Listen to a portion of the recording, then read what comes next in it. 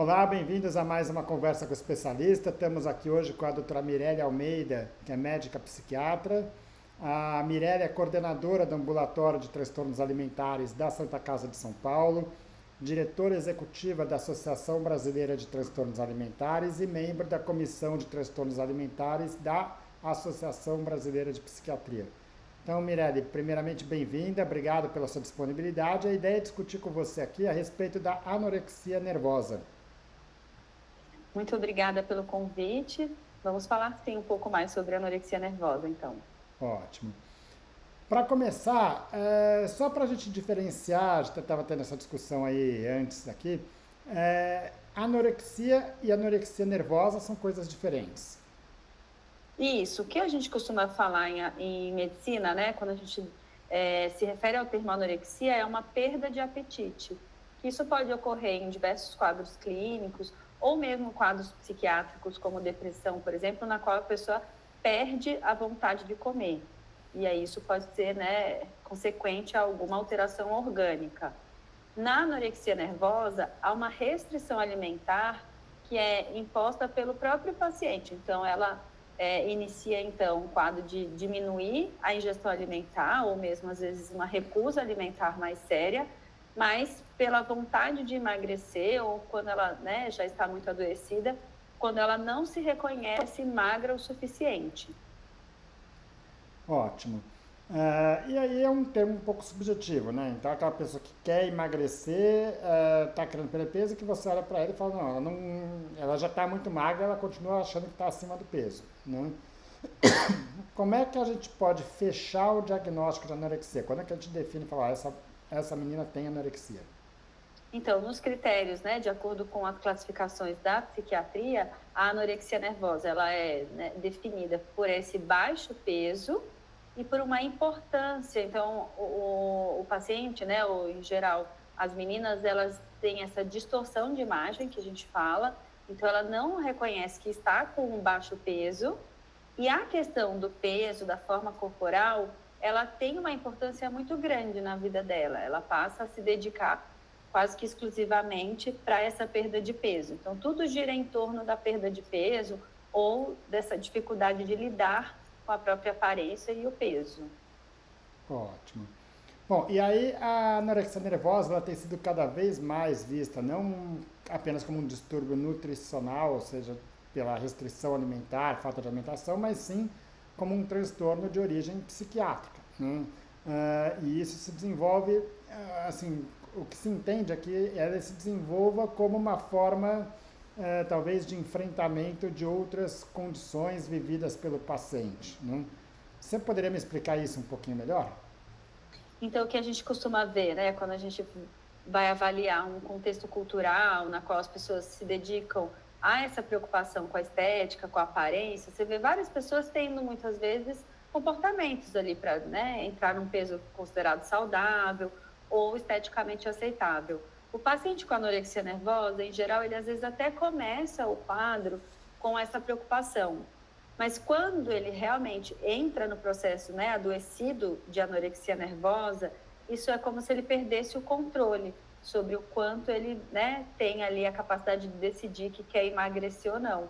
Isso, e é o que eu falei agora há pouco, né? Isso vai dominando de uma forma tão intensa que passa a ser angustiante. Então, o comer, em vez de natural, né, uma necessidade básica, algo que funciona para a gente sobreviver, passa a ser sofrido. Então, ele começa a se preocupar demais com a comida. Então, ou seja, através da contagem das calorias, ou das tentativas de pular a refeição e ficar o máximo de tempo sem comer, isso passa, então, a adquirir uma experiência muito ruim, né? Então, aquilo que não é só mais escolher o que comer, mas é como se ela vivesse em função, né, dependendo do que vai comer ou não. Isso que você falou em relação às outras experiências, né? Então, a gente vê diversos casos que começam, muitas vezes, com uma antecedente, às vezes, de um peso acima do esperado, e um processo ali de tentar buscar no controle do peso uma autoafirmação. Ótimo. E aí você poderia ter uma associação com outros transtornos psiquiátricos? Sim, a gente tem paciente. Na verdade, a gente fala que é mais regra do que exceção. transtorno alimentar, né, entre eles a anorexia nervosa, em geral vem associado com outro transtorno psiquiátrico. Os mais comuns são os de humor, a ansiedade e a depressão. Então, existem algumas características, inclusive de personalidade, que vão aumentando, né, a chance de a pessoa desenvolver anorexia nervosa. E aí, quando a gente avalia, normalmente as duas coisas elas já estão caminhando juntas. Legal. Bom, tem que fazer, uma vez que você diagnostique a anorexia, então você vai ter que investigar todo esse quadro, outras condições que podem estar contribuindo para isso.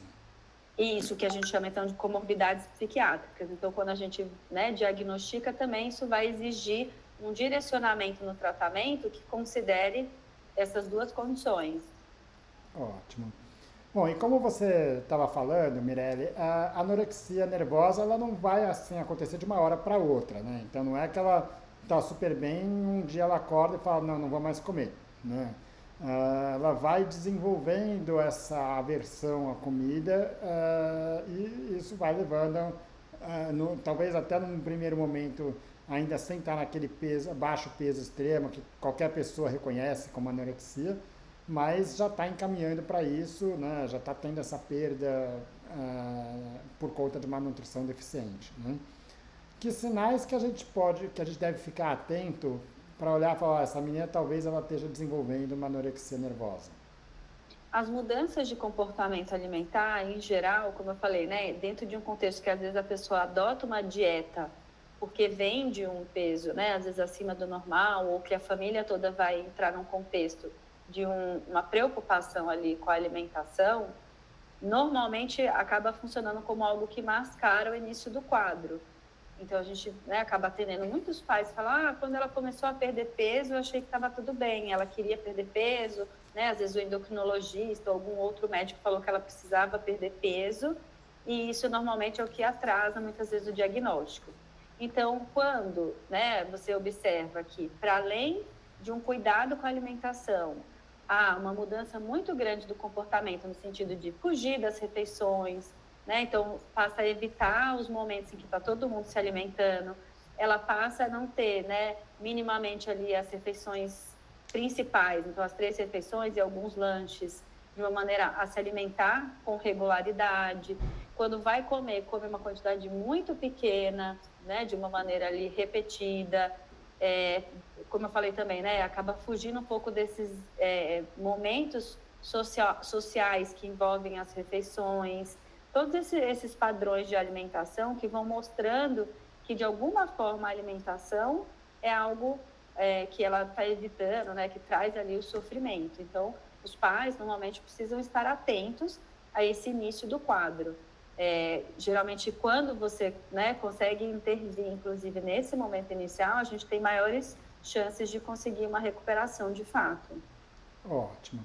Agora, você falou da família, né? Mas assim, a anorexia nervosa ela é muito comum em adolescentes, né? Porque é um momento em que, primeiro, elas têm essa questão de autoafirmação, de a importância da visão corporal, as mudanças todas que estão acontecendo ali.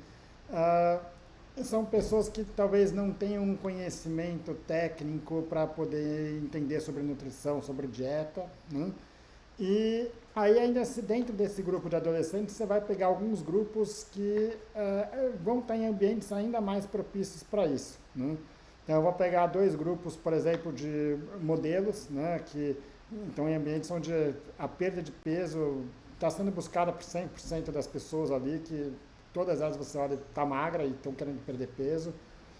Outro meio onde isso é muito comum é em algumas modalidades esportivas. A gente fala aí no balé, na ginástica, saltos ornamentais, algumas outras modalidades, né? Onde você tem esse aspecto, vamos dizer, estético da modalidade que preza por um corpo muito magro, né?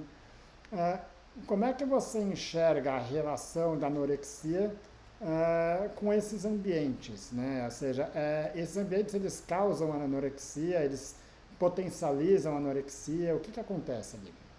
A gente costuma dizer que eles aumentam o risco, né? Então, como você falou, a gente sabe que a maioria dessas pacientes são mulheres, de fato, onde a pressão estética, a cobrança, né, pela questão do peso, do corpo, da forma física, ela é maior, e dentro desse ambiente onde há uma exposição maior do corpo e uma exigência, né, muitas vezes até técnica, do ponto de vista da profissão ou da própria atividade, para que se atinja, né, padrões e ali pesos específicos, isso intensifica, porque a gente sabe que constitucionalmente existem pessoas que têm, né, uma magreza já natural e que não tem que fazer um esforço muito grande para atingir essa necessidade dentro do esporte. No entanto, algumas outras pessoas, para se encaixarem nesse perfil, elas acabam tendo que adotar comportamentos, né, e medidas muito extremas, que muitas vezes não são compatíveis com o tipo físico. E aí, nesse caso, elas vão colocando ali o corpo, né, em um limite constante. Isso geralmente pode levar aí ao desenvolvimento de um quadro desse tipo. Legal, e isso que você está falando, até pegando um paralelo, eu me lembro muito trabalhando com a equipe feminina de futebol, a seleção feminina de futebol, onde a gente tinha um controle regular ali de composição corporal, e de fato o que a gente vê nesses esportes é que uma menina pode estar ali com 16% de gordura e está muito bem daquela forma, e outra pode estar com 13% de gordura e para ela aquilo lá está acima do peso, né? Pensando até em desempenho, né? Então, pelo que eu estou entendendo, essas meninas que talvez elas tenham uma composição corporal que ela precisa de mais gordura para estar numa boa saúde, numa boa condição, elas vão ser mais cobradas e isso aumentaria talvez o risco delas desenvolverem anorexia. Exatamente. Assim como também a gente, né, do lado mais clínico, às vezes a gente acompanha pacientes com anorexia nervosa, que com pesos extremos, né, pesos muito baixos, costumam não ter o impacto, né, esperado, às vezes continuam menstruando e aí elas erroneamente acham que não estão tão adoecidas, mas do ponto de vista psiquiátrico, o que vai mostrar para a gente, né, o quanto a pessoa está adoecida é realmente o prejuízo psíquico, né, o quanto que ela fica ali vivendo em função dessa preocupação, muitas vezes trazendo também um prejuízo da funcionalidade, né, do funcionamento psicossocial, então já não consegue mais estudar direito, já não consegue manter as amizades ou viver, né, de uma maneira pacífica com a família. Então, tudo isso vai trazendo repercussões importantes na vida dessa pessoa, associada à questão clínica, porque aí tem outros pacientes que, né, ao manterem esse adoecimento ou agravarem a doença, vão começando a ter graves repercussões clínicas. Ótimo. Agora, você falou nessa questão do conflito familiar, né? Agora, a gente está pensando aí numa família onde, de fato, a mãe esteja reconhecendo que tem um problema alimentar ali com a filha, né? Mas o estímulo familiar muitas vezes é causa para anorexia nervosa, né? Então é aquela família que a mãe entende que ela precisa perder peso de qualquer jeito, que a irmã está entrando num quadro semelhante, que talvez a irmã não adoeça, a mãe não adoeça, mas aquela ideia da necessidade de perda de peso, muitas vezes vai além do meio da paciente, mas a própria família pode estimular isso, né? É comum você ver essa associação, vamos dizer, às vezes aquela mãe que chega no consultório e fala, olha, ela não come, mas assim, ela precisa disso, porque ela é uma modelo, ela precisa controlar o peso, ela não pode ganhar peso. Ou não, de fato, quando chega, as famílias já estão entendendo o problema, já reconhece a situação. Na verdade, assim, história familiar tanto de transtorno alimentar, como às vezes até de sobrepeso, obesidade, ou mesmo dessa preocupação geral com o peso, né, com a forma física, são fatores de risco importantes para o desenvolvimento do transtorno alimentar, né, incluindo a anorexia nervosa. Isso varia um pouco, tem famílias que às vezes chegam já com alguma informação, pesquisam na internet, têm ali algum conhecimento e até reconhecem que tinham esse comportamento e já estão mais dispostos, né, a rever algumas falas ou algumas preocupações ali dentro desse contexto da gravidade, do adoecimento da filha, mas nós encontramos também famílias nas quais a gente vai ter que trabalhar bastante esse componente, porque é uma das questões que mais atrapalham o tratamento, né, em si, então a melhora do paciente. É quando a gente, né, identifica que para a família isso é difícil de ser trabalhado, porque eles próprios, né, continuam um pouco com essas crenças e com essa questão da supervalorização ali do peso e da forma corporal. Legal. Ainda em relação à alimentação, quer dizer, muitas vezes há um processo de negação no começo. A menina não vai chegar lá falando, olha, não consigo comer, eu estou com um problema, estou com alguma coisa. Quer dizer, muitas vezes a gente, até no meio esportivo, onde eu atuo mais, a gente acaba vendo pessoas que a gente começa a falar, essa pessoa não está cheirando bem, tem alguma coisa ali que não está indo bem. E a pessoa tenta te convencer de todas as formas de que ela está bem, né? Alguns comentários que a gente vê muito comum. Olha, ela come super bem, porque ela só come vegetais, ela só come produtos naturais, ela não come nenhum produto industrializado, né? Outra coisa que a gente vê com alguma frequência, não, olha, ela nunca comeu muito, ela nunca foi de comer muito, ela tem um metabolismo que é dessa forma. Ou até no meio esportivo, ainda voltando para a parte do esporte, é comum a gente ver pessoas que, olha, ela não come menos do que as outras amigas, ela come igual as outras amigas, só que ela tem um gasto 3 vezes maior, né? Essas meninas, elas chegam no consultório, elas entendem que elas estão com problema, elas entendem que aquela perda não está sendo saudável.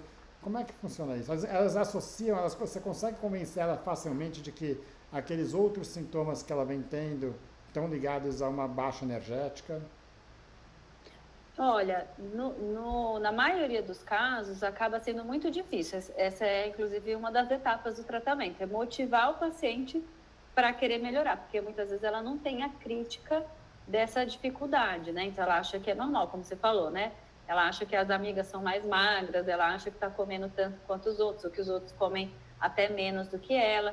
Então, essa é uma das etapas do tratamento, é você mostrar para ela, né, o quanto isso dali pode, inclusive, trazer de prejuízo para o crescimento, quando a gente está falando de adolescente, né, para o desempenho habitual das atividades, para a questão de saúde geral. Então, é bem difícil no começo. Claro que quando a gente atende paciente que muitas vezes já tem um longo período de doença, né, já reconhece um pouco melhor o quanto, né, já estão adoecidas. Mas no começo é muito mais difícil. Certo. Em relação a escolhas alimentares, normalmente elas têm um bom padrão alimentar, é só uma questão de quantidade, ou você costuma ver pessoas que às vezes querem comer doce, ou comem doce, vai lá, come 3 doces e depois se sente culpado e não quer comer mais nada e acha e aí fica só com aquilo de alimentação. Normalmente a restrição, ela começa pelos alimentos, né, tidos como não saudáveis. Então, normalmente elas evitam aquilo que se fala muito na mídia, né, sobre algo ruim, gordura, carboidrato, ultimamente, que tem sido, né, um grande vilão. Então, quando elas comem alguma coisa fora, assim, do habitual, normalmente são quantidades pequenas que as fazem se sentir muito culpadas. Mas é isso, né? Mesmo alimentos saudáveis, se você não tem essa flexibilidade de entender, você vai no aniversário, você vai em um ambiente que estão sendo servidos, né, comidas apropriadas para aquele momento e a pessoa não consegue de jeito nenhum comer ou fazer, né, essa adaptação, isso também torna algo ruim para ela. Ótimo. Bom, ainda voltando na causa da anorexia nervosa, a gente já discutiu essa questão da anorexia como uma forma de enfrentamento, né? Ou seja, é melhor, ela acaba se dando melhor em enfrentar a falta da alimentação do que uma outra forma de dor emocional, uma outra condição que ela tenha vivido, né? E eu peguei aqui uns dados de estudos que chegam a mostrar que 30% das pessoas com anorexia nervosa têm um histórico de abuso sexual durante a infância, que, ou seja, é um número que é bastante significativo, né? Essas meninas, muitas vezes, elas se sentem constrangidas de falar sobre aquilo, quer dizer, nunca saberia, às vezes, nem os próprios pais têm conhecimento, ou talvez o pai, a mãe não tenha conhecimento de que isso tenha acontecido em algum momento, né? Considerando esses números, bastante elevados, né, com isso. Como é que isso é abordado, vamos dizer, numa consulta psiquiátrica com uma menina que está com anorexia? Porque no primeiro momento ela vai negar, né? Como é que você consegue extrair isso dela? Normalmente, assim, o que a gente sabe pela literatura é que o abuso sexual, né, o abuso físico, de uma maneira geral, ele predispõe o desenvolvimento, na verdade, ele não é específico de transtorno alimentar, ele pode levar a qualquer transtorno psiquiátrico. Mais uma vez, ansiedade, depressão, bastante comum, né, outros transtornos psiquiátricos, inclusive transtornos alimentares. Na consulta psiquiátrica, a gente nem sempre vai identificar isso numa primeira consulta. Em geral, a gente, né, investiga mais ativamente uma série de históricos, né? Então, saber um pouco como que foi a história da infância, da adolescência, entender um pouco sobre os relacionamentos atuais e passados. Mas, assim, nem sempre você vai perguntar ativamente se você não tem alguma outra suspeita sobre, né, a possibilidade de abuso sexual. Mas se a paciente vai trazendo, né, componentes, vai se sentindo confortável, né, vai encontrando no psiquiatra, que é o ideal, né, uma figura de vínculo e de confiança, isso acaba aparecendo. Ótimo. Ah, a gente discutiu muito aqui, quase que a gente fala em meninas jovens, meninas adolescentes, né, que talvez é o principal grupo de risco para anorexia nervosa. É um problema que acontece ou é comum também em mulheres mais velhas ou em homens? A gente tem estatisticamente, né, uma estatística tradicional de que aconteça a cada 10 pessoas, né, a cada 10 mulheres, um homem. Então, na anorexia nervosa, ela tem, né, ao longo do tempo, sempre sido vista como uma doença predominantemente feminina. Nos últimos anos, a gente tem observado uma certa, não posso dizer uma mudança total, mas um aumento, eu diria, nos grupos que antigamente não tinha tão frequentes. Então, tanto mulheres, né, de meia idade ou mais velhas começam a demonstrar um aumento de taxas, então, que a gente sabe é que pode acontecer em qualquer, né, em qualquer idade, em qualquer grupo. E aumenta também entre os homens. Então, ainda é mais comum nas mulheres, mas tem acontecido cada vez mais, tanto em homens quanto, né, em outras faixas etárias. Legal. Bom, e até aqui a gente chegou em como identificar essas meninas, os fatores de risco, o que está levando ela e como que ela se enxerga, né?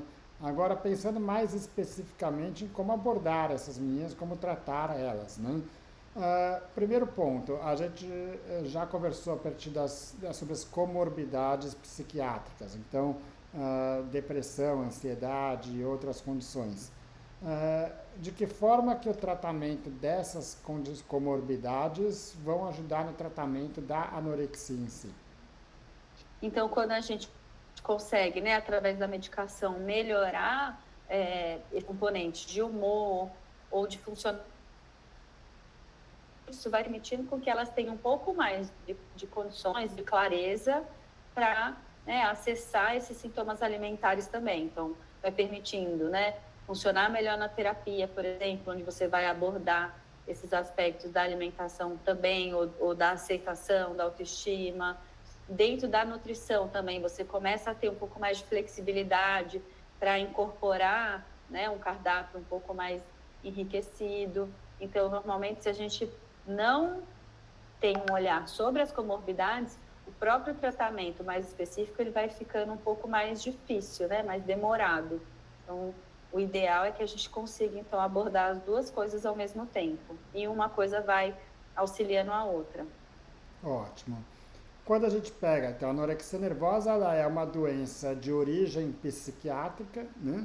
Mas com um impacto importante no sistema gastrointestinal e na parte de nutrição, digestão. Então, normalmente é um tratamento que é multidisciplinar, onde o psiquiatra tem esse papel, talvez, em identificar um pouco o que está gerando esse comportamento e trabalhar em cima disso. E junto com isso vai ter nutricionista, nutrólogo, endócrinos que vão estar abordando as comorbidades, as consequências, vamos dizer assim, da anorexia nervosa, né? Em relação à parte psiquiátrica, algum medicamento, como é que você consegue melhorar a condição para que essa menina aceite melhor o tratamento dela? Em termos de evidências científicas para o tratamento dos sintomas nucleares, que a gente chama, então, né, desse conceito aí, dela ter uma distorção de imagem corporal que leva à restrição e ao baixo peso, a gente ainda caminha na literatura um pouco mais devagar. O que a gente tem, né, de mais consistente é que os antidepressivos, e que normalmente eles são usados para as comorbidades, eles acabam, então, ajudando também indiretamente nesses sintomas. Mas na literatura a gente não tem ainda, né, o uso de antidepressivo como sendo comprovado, aceito somente para anorexia nervosa. Então, quando você tem uma anorexia sem comorbidade, por exemplo, que não é tão comum, mas pode acontecer. Como ela, na prática, a gente, né, sempre está ali mais ou menos acompanhado, então o que a gente costuma usar e que, né, tem boa resposta são os antidepressivos. Existe um outro remédio que é a olanzapina, que é um antipsicótico, que também tem sido, né, testado e tem sido observado bons resultados. Nessa questão do pensamento, né, de um pouco mais de flexibilidade, inclusive para aceitar essas mudanças que a nutrição vai precisar implementar, ajudando também diretamente um pouco no ganho de peso. Ótimo. Então, basicamente, da parte psiquiátrica, o que se faz é uma avaliação um pouco do que está causando essa anorexia. Quando tem comorbidades, trata isso, trata essas comorbidades, e muitas vezes não tem medicamentos para isso. Quando não tem, ou além disso, você vai dar sempre suporte psicológico, suporte de psicoterapia, vamos dizer assim, né? Isso, a gente tem, né, o que é estabelecido em literatura. Então, são as intervenções psicoterápicas, a reabilitação nutricional, então, a restauração, né, do peso, e o psiquiatra, ele vai atuando, né, em manejar e conseguir fazer também uma coordenação de toda essa equipe e, quando necessário, muitas das vezes, utilizar, então, os psicofármacos. Ótimo. Mirella, acho que deu para entender um pouco como que é a abordagem do ponto de vista psiquiátrico, né? Pelo menos a gente não está abordando aqui toda a parte nutricional, toda a parte de como, até porque tem, não é só dar mais comida, né? Porque o sistema digestivo ele Sim. fica todo comprometido, então tem todo um trabalho da parte aí, clínica, gastronutricional, né? E Mas, um componente importante que eu acho que vale a pena só reforçar é orientar a família, né? Como a gente falou aqui, em geral são adolescentes, em geral não tem crítica, então são levados pelos pais, e a gente tem que, então, né, conseguir orientar muito bem esses pais para que eles consigam implementar as medidas e as intervenções que a gente precisa para elas se recuperarem. ótimo. Demora muito tempo isso? Olha, isso varia muito de acordo com cada caso, né? Se você consegue identificar no início, se você, né, consegue já entender o desenvolvimento do quadro já nesse início do processo, normalmente a gente consegue recuperar mais rápido. Quando a gente pega casos muito cronificados, né, de longos anos de doença, aí o prognóstico já fica mais comprometido. Mas adolescentes, você consegue intervir, a família está comprometida com o processo, em geral, 1, 2 anos, a gente consegue aí já uma boa remissão. Uma boa remissão, tá. E ainda considerando que são meninas adolescentes que muitas vezes estão na escola, né? A gente pega algumas pessoas que eventualmente, tudo bem, em casa é uma coisa, mas como fazer. E para fazer elas comerem na escola, para fazer elas comerem na rua, porque às vezes ela sai de casa de manhã e volta no final da tarde, né? Aí depende um pouco de cada caso. A nutricionista, ela normalmente faz esse estudo, né, e vai ajudando a família a montar esse programa, né? Então, o cardápio, o plano alimentar que a gente chama. Quando elas não conseguem comer, né, no contexto de a comida ser preparada fora, aí a gente recorre à marmitinha, elas preparam e vão levando para comer fora. Tem etapas que a gente usa muito suplemento, né?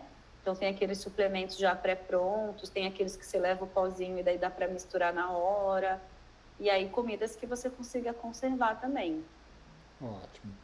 Mirella, queria te agradecer mais uma vez a disponibilidade, acho que foi bem válido e obviamente que para quem está sofrendo com isso, a gente tem outras discussões com outros profissionais que vão precisar ser abordados.